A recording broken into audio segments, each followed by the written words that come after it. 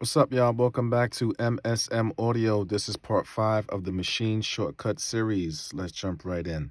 Now, before I start and discuss the main shortcuts of this video, which discuss the lock features, I want to revisit a couple of shortcuts I discussed in prior videos. The first being the groove controls, where I discussed how you can change the swing amount. You can change the cycle and change the fraction amounts here and invert. What you can also do is use the swing button here. The difference being you won't be able to get as granular as using the groove controls and change the cycle or invert, but you can apply it more so on the fly. So I have a 1-bar loop here.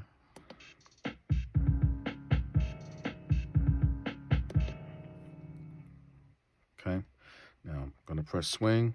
Now that this is engaged, you can also apply it at the master group and sound level. Once you engage it, by default, it's at the master level. So I'll just demonstrate that.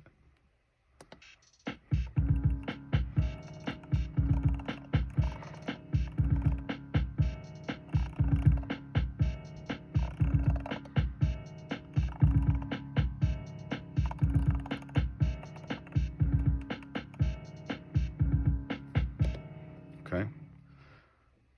Now you can also apply it at the group level. Again, I'm using a 1-bar loop. I'm using one group, but in your arrangements, you may use 10 groups, and there may be a specific group that you want to apply swing to.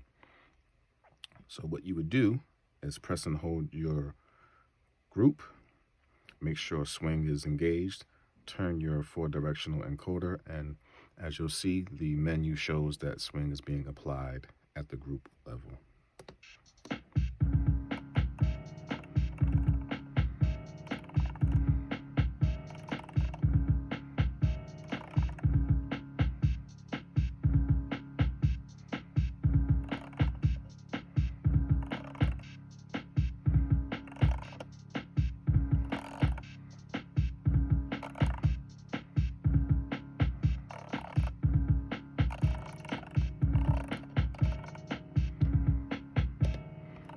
Okay, and you can also apply it at the sound level as well.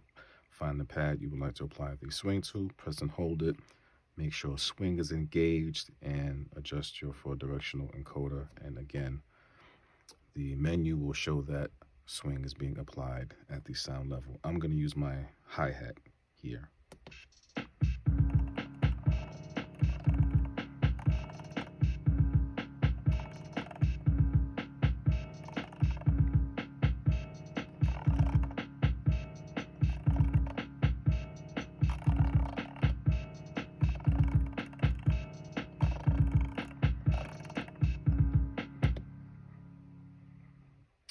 Okay. The second shortcut I wanted to revisit is the volume shortcut. In the prior video where I discussed this, I only went over the sound level. You can also apply it at the master and group level. Just press the volume button here, and the default, it's engaged at the master level.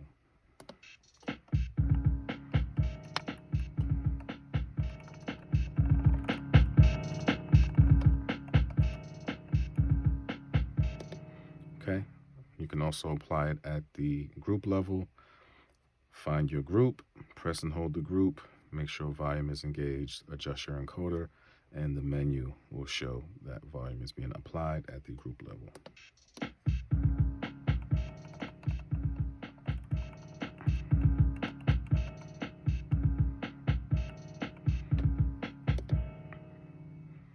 And the same at the sound level. So these are small changes, but it's those small changes that can make a big difference with your tracks and within your arrangements in regards to workflow and creativity. Shortcut number 3 is the lock feature. Let me disengage volume here. What the lock feature will enable you to do is create a snapshot of your track. So let's say you have a performance, you have your track playing. What you would do is hit lock, okay? It would highlight, meaning the lock mode is engaged, and a snapshot is created of your track as is. So let's say you wanted to improve your performance or take it to the next level and create an experience for your audience. What you could do is start to add multiple effects, change multiple parameters, and change the tone and feel of your track, and give your audience, kind of take them on a audio ride, so to speak. And at the end of it, you could disengage lock to transition back to your original track for effect. Now, without this feature, how would you remove those effects and parameters? You'd have to reset them manually or bypass them manually, not really creating a smooth transition back to your original track. So what you do is start your track, press lock, a snapshot is created, and then you're in lock mode. I'm going to add distortion to my snapshot, and then I'm going to disengage lock, and it's going to transition back to my original track. Just do something really quick. Okay, so let's do that.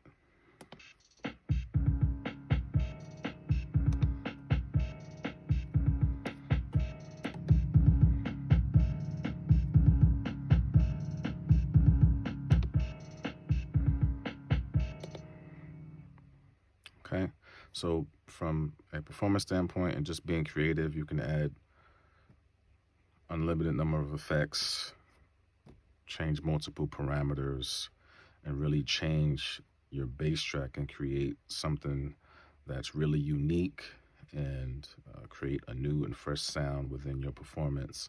And then you can kind of smoothly transition back to your original track.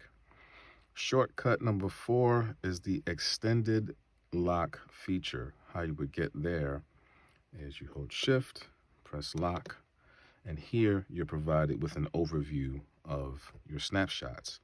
In Maschine, you can create up to 64 snapshots. So it's kind of self-explanatory, speaking from a creative perspective about what you can do.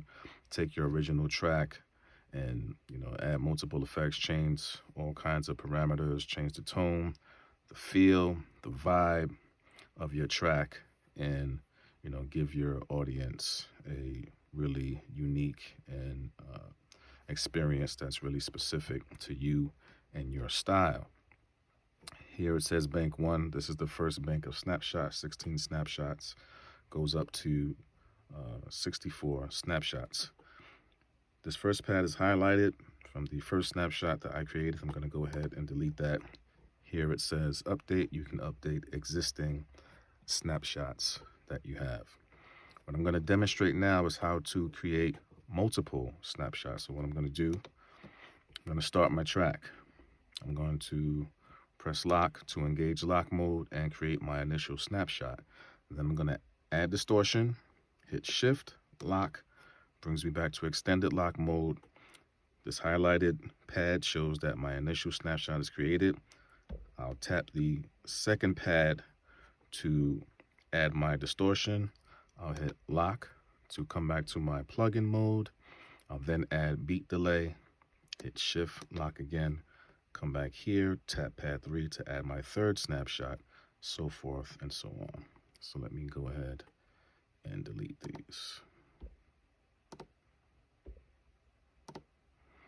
Okay. So I'm going to go ahead and create a few snapshots.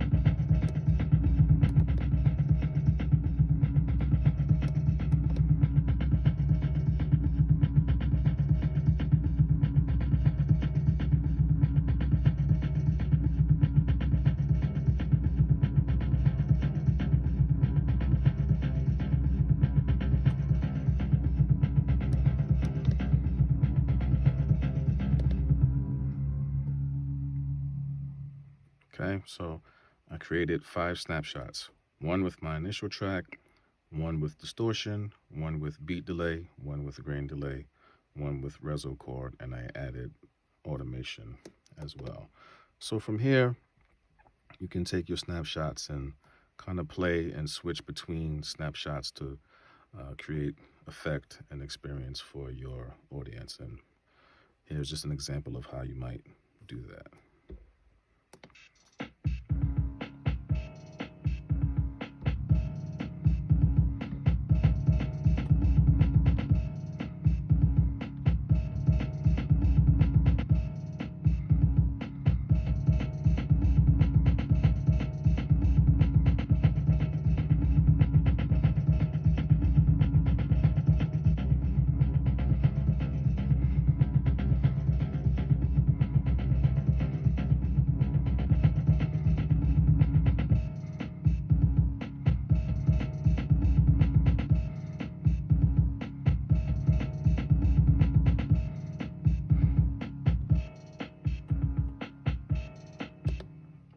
Okay, so this was just a quick example of how you can create a few different snapshots.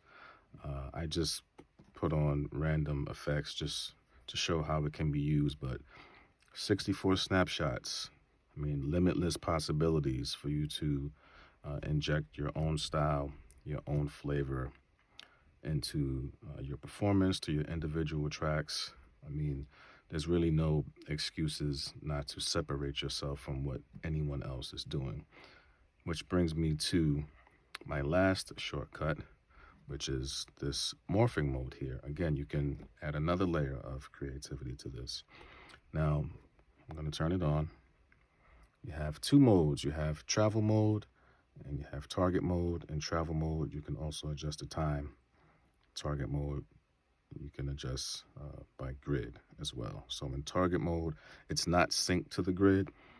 Target mode, it is synced to the grid. So what that means is, say for instance, I'm just going to play my loop, my 1-bar loop, and when you hear the chord, that's the end of my 1-bar loop, and it starts again.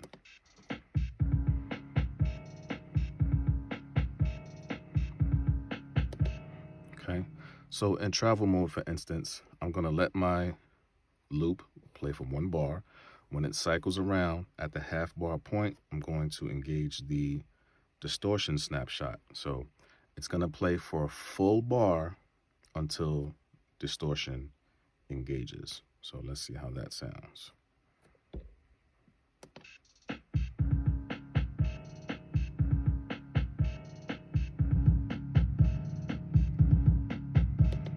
Okay, so if you listen closely, it played for 1 full bar, it cycled around. When it got to the half bar point, I engaged my distortion snapshot. It went 1 full bar, then engaged. As opposed to the target mode, it snaps to the grid. So again, I'm going to let my loop play for a full bar. It's going to cycle around. Then at the half bar point, I'm going to engage my distortion snapshot.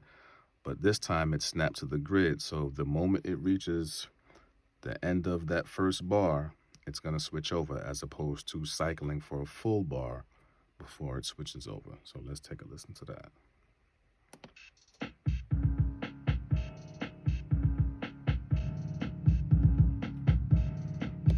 See, so it didn't cycle that entire bar because it snapped to the grid. So at that halfway point, when I engage my distortion shortcut, as soon as it reached the end of that first bar, it changed to the distortion snapshot because it snapped to the grid. Now you have options here to change your grid settings, and also in travel mode you can change your time settings. I used 1 bar for the example. So the possibilities should already be going around in your head, and you should be contemplating all the different ideas that you can bring to light. And I mean, in terms of self-expression, Maschine, this being a performance engine, is made to increase your workflow better your creativity. And that's exactly what it does. So there really aren't any excuses. You need to take the time to learn the different features and apply your own unique ideas, your own style, your own flavor, your own flair. Take the time to try and create something innovative and just experiment and explore, because you'll surprise yourself. Trust me, you will surprise yourself and come up with some different ideas. And these different features all being packed into this hardware allows you to explore in ways that you probably didn't imagine. And I'm pretty sure.